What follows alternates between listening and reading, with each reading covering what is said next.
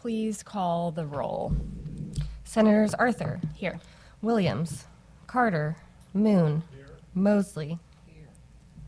I think because we have a quorum for the moment, we're going to go ahead and go into executive session. Do I have a second? We have a second. All in favor say aye. Any opposed say no. We are in executive session. I now move that we take up Senate Bill 964. Do I have a second? Do I have a second? Thank you. All in favor say aye. Any opposed? No. The ayes have it. I now move that we vote Senate Bill 964 out of committee. Do pass. Do I have a second? This bill designates August 6th of each year as Chris Sifford Day in Missouri. Is there any discussion? Madam Chairman, I was unable to be here on the day that this was heard, and unfortunately I didn't ask before now, but can you tell me what the purpose behind this particular recognition is? Yes, so Chris Sifford was a staffer for then Governor Mel Carnahan. He died tragically in the plane. There was a lot of testimony speaking to his character and the contribution he made to Missouri, and so this would designate August 6th in his memory. Besides his being on staff with former Governor Carnahan, was there anything that was outstanding that he had done? There was some testimony about his contributions to his community, his involvement in his local church, and again, just the character and the integrity with which he carried himself.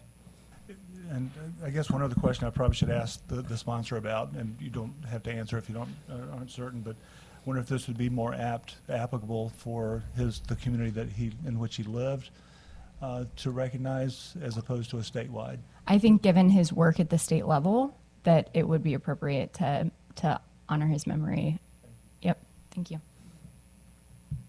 Any other discussion? Seeing none, please call the roll. Senators Arthur, Aye. Williams, Carter, Moon, Mosley. By a vote of 2-1, that motion carries. There has been a request to send that bill consent.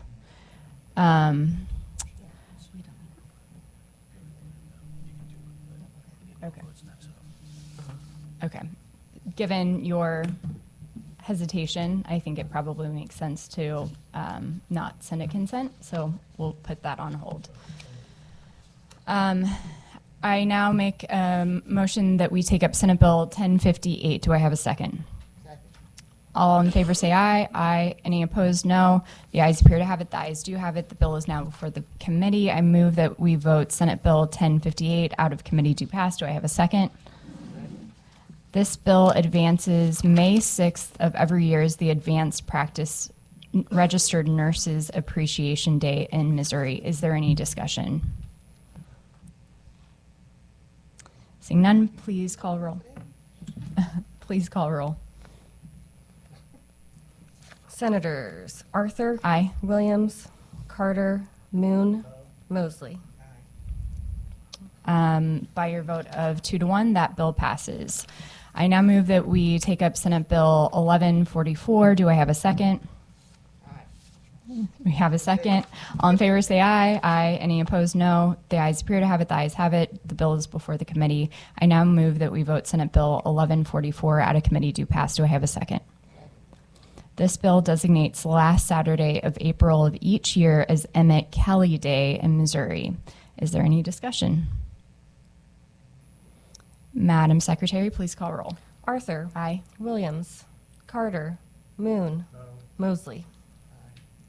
By your vote of 2 ayes, 1 no, you have voted Senate Bill 1144 out of committee. Do pass. I now move that we take up Senate Bill 1278. Do I have a second? All those in favor say aye. Aye. Any opposed say no. The ayes appear to have it. The ayes have it. The bill is before the committee. I now move that we vote Senate Bill 1278 out of committee. Do pass. Do I have a second? Second. This bill designates the Love Me State and Missouri state motto. Any discussion? Madam Chairwoman, Sure. I spoke with the sponsor briefly, and I thought maybe there should be some consideration of changing this to the May Love Me state. She pondered that briefly. I don't know that she's going to go for that. But in any Or case. need more love state after a few contentious debates this week. So I forget, did I make a motion? It's before the committee. Any other discussion? Please call the roll. Senators Arthur, Aye. Williams, Carter, Moon, Mosley. By a vote of 2-1, that motion carries. I now make a motion that we leave executive session. Do I have a second? All in favor say aye. Any opposed, no. The ayes appear to have it. I now make a motion to adjourn. Do I have a second? Oh, no, sorry. Nope. Back up. Sorry, I was cruising through. We are not adjourned. The noes have it.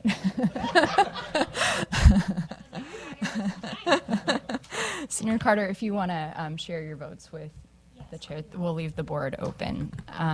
Okay, so we'll now move into the bills, and we'll start with Senate Bill 1357, Senator Thompson Rehder.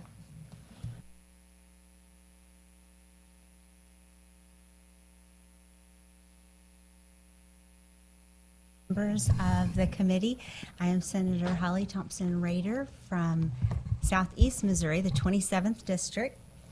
And this bill, we heard it last year. Senator Barbara Washington and I filed this last year, and we have both filed it again this year. It's my understanding that the committee has heard Senator Washington's bill already.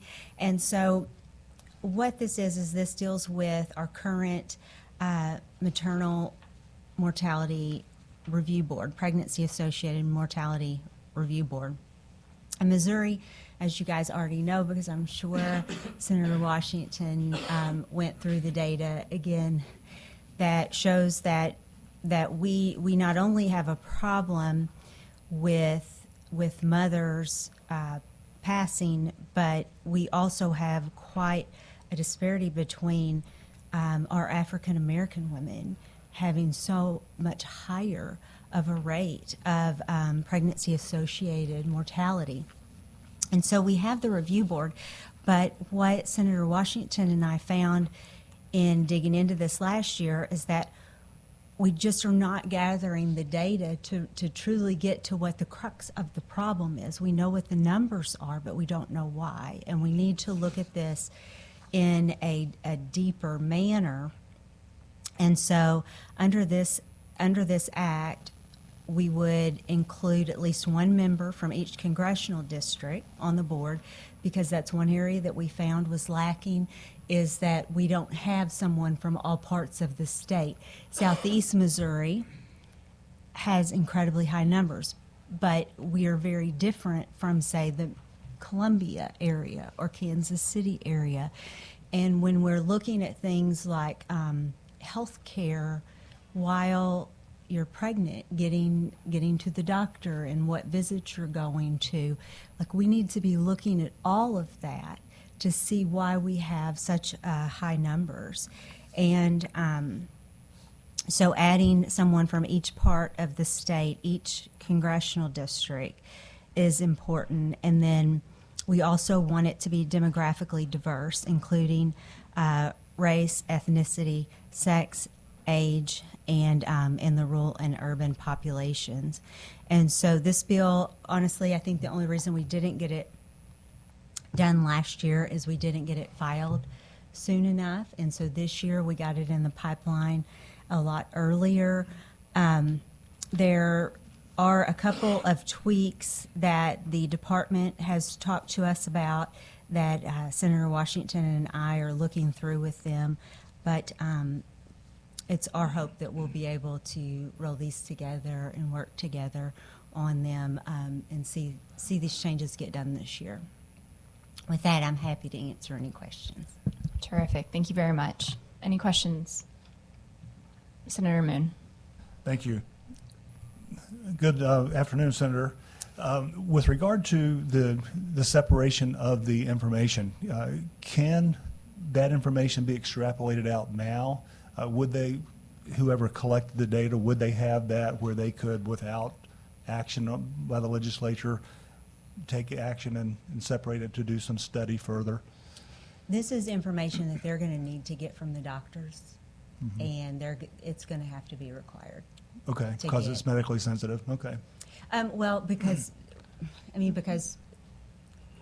people do as little work as possible, right? And What's that? So people do as little work as possible, Uh-huh, right? okay. And when you're crunched for time, these are just things that should be getting looked at, and certainly we've known now for some time that this is information that is needed. But unless we pass legislation saying, hey, this is a part of what you must gather, it's just not getting done. And so, whether it's the time that the doctors have to fill this out, or whether it's, that the Mortality Review Board isn't asking for it, whatever the reason is, we need to make it a point that this information is important. And in order for us to get to the crux of why, we're going to have to mandate that this is a part of it. And I guess the question further is, can the review board, without legislative action, be prompted to include that in their list of questions to get from the medical providers? I'm not sure. Okay. It hasn't been done yet, is All right. what I know. And so I'm not sure if they actually could or not. Well, I was thinking, just in case this doesn't get all the way through, you still have an It's a open good door. point, All right, right. thank you. Thank you. Thank you. Any other questions? Seeing none, we'll have your first witness come forward to testify.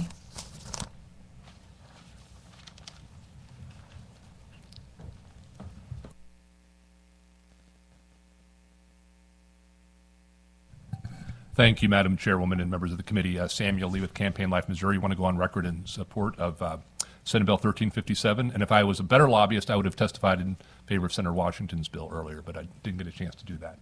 So really all I have to say is that information is just very valuable. The data that has been collected, we know that one of the highest reasons for the maternal mortality rate is mental health and substance use disorders. It's different from state to state. It varies from state to state. I could just say anecdotally that where my wife works at Our Lady of the Maternity Home, they are already required, whenever they get certain types of grants, to provide that to the people who provide those grants, this type of data. But it's not getting to this review board. And I know that we have a increasing population of younger Hispanic women. In my home parish at All Souls in Overland, huge number of Hispanic families, St. Anne area, Overland, Missouri. All the babies in the neighborhood are being born from the families there. And it would be great for us to know over time, are these young women from whatever countries they're coming from, are they getting the health care that they need, the prenatal care, the postnatal care?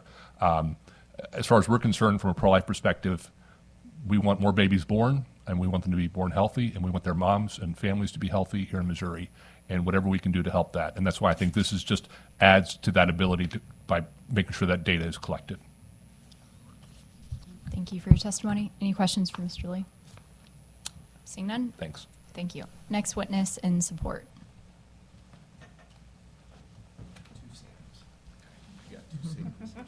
Yeah. Thank you, Madam Chair. Sam Panettiere, registered lobbyist on behalf of the Health Forward Foundation. We testified in support of Senator Washington's bill also.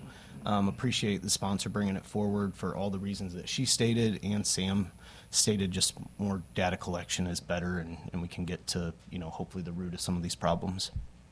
Thank you very much for your testimony. Any questions? Seeing none? Any other witnesses here to testify in support? Seeing none. Any witnesses here to testify in opposition? Seeing none. Anyone here for informational purposes? Seeing none. Senator, any closing remarks?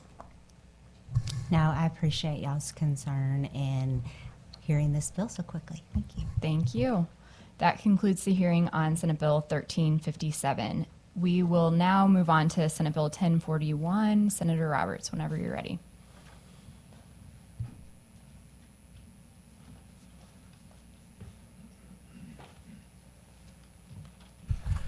Good afternoon, Madam Chair and members of this committee. Senator Steve Roberts presenting Senate Bill 1041 relating to tax credits for two types of nonprofit programs, neighborhood assistance programs and youth opportunities and violence prevention. Current law pegs the neighborhood assistance tax credit at variable rates and the youth opportunities credits at 50% of the contribution.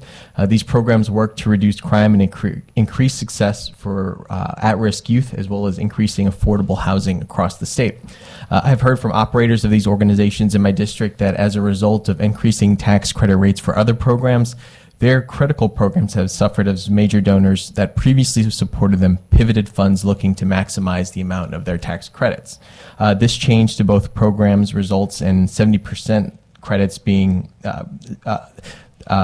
this change to both programs, resulting in 70% credits, brings these programs into parity and encourages donors to contribute where they feel their money would best benefit the community. Thank you very much, and I know we've got a few folks testifying in support today as well. Thank you for that. Any questions? Senator Mosley. Sorry. Will this include like community gardens or community stores that someone creates, like in like food insecurity districts? I'd have to get back to you on that. Basically, I know that, what is it, I think on page 3 and 4, it talks about the types of programs that are eligible. So, I mean, right now they could already get 50%. This is just changing the amount, but I could get back to you specifically as far as food gardens, if those would be applicable to it. Okay, well, if it's not, can you, would you be opposed to including or adding that to the list of? I wouldn't, especially if as long as we could get it through. Right now, we're just changing those amounts, but I mean, I think that food gardens are important, so that sounds something I would support. All right. Thank you very much. Any other questions? Let's hear from any witnesses who would like to testify in support.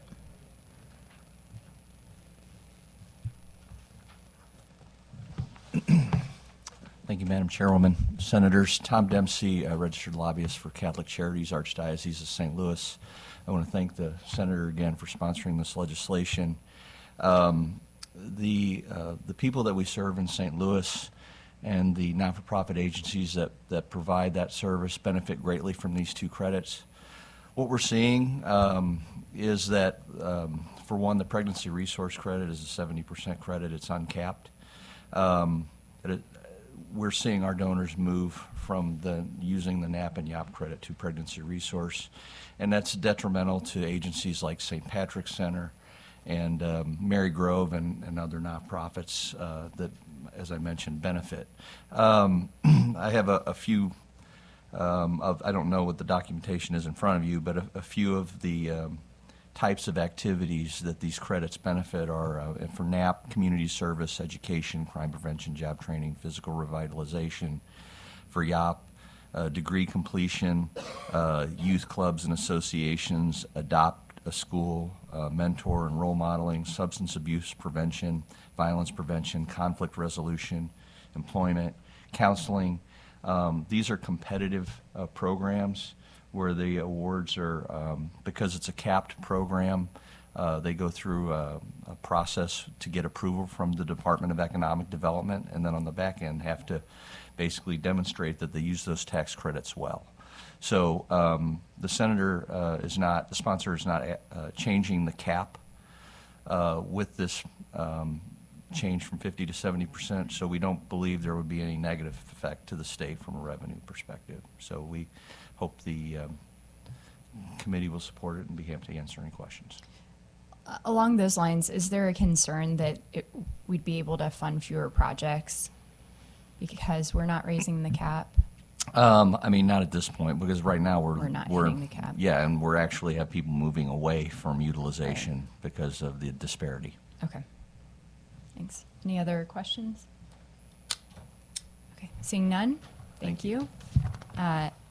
Any other witnesses here to testify in support?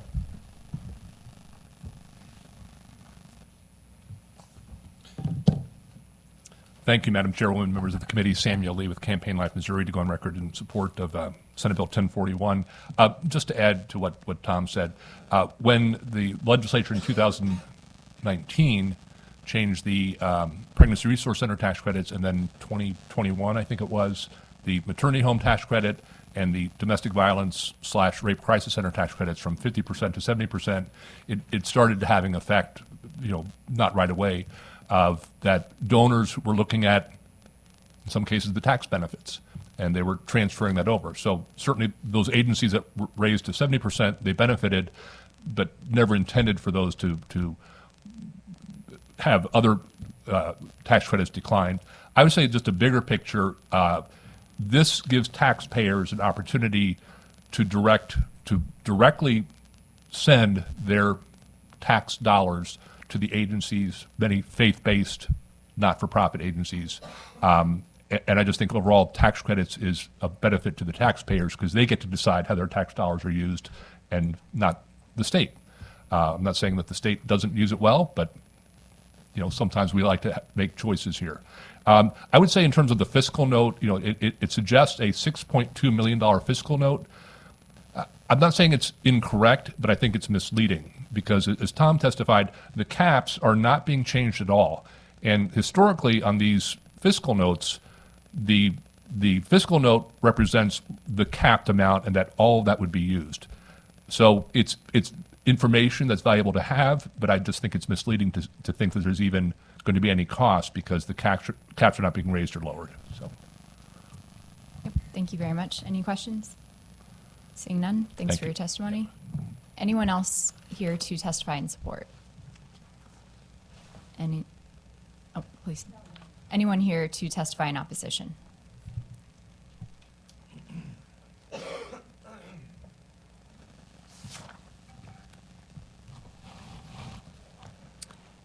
Lisa Panett here with Armor Vine, and I just want to focus on the part of the bill here just in the summary where it says current law authorizes multiple tax credits for contributions made to and investments made for the purpose of providing physical revitalization, economic development, job training, or education for individuals, community services, crime prevention, and affordable housing assistance with such tax credits.